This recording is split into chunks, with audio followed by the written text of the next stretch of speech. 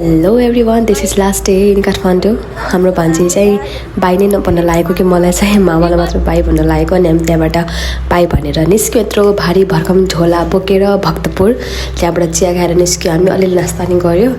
अनि हामी चाहिँ श्री एयरलाइन्सको थियो कि अलिकति लेट, यति लेट भयो 1 घन्टा प्लेनमा बसाइदियो भने। काठमाडौँमा यति गर्मी भइसक्यो त अब धनगढीको त के कुरा गर्नु भने। अनि माइजू नि भेट्नु भएको थियो कि बाई चान्स। अनि माइजू र हाम्रो सिट अलग अलग थियो कि।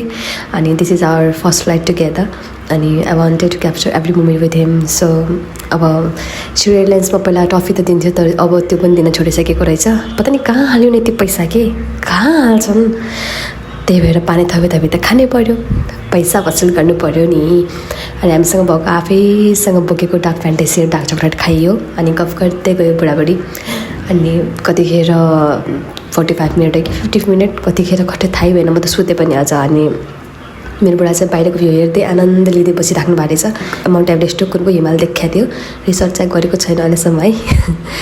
अनि एकदम मजा भयो। तर आजभोलि प्लेन चाहिँ कति हल्लिने रहेछ, एकदम डर लागेर हामी दुइटैलाई। एक पाइला के राखेको थियो, यति गर्मी हुमेगट लिएर नास्ता गरौँ भनेर क्यान्टिनतिर गएको। तर नास्ता गर्न पाएन, गाडी आइसकेको थियो। तर ठिकै भयो, घर आएर मजाको बिरयानी खायो। ओके।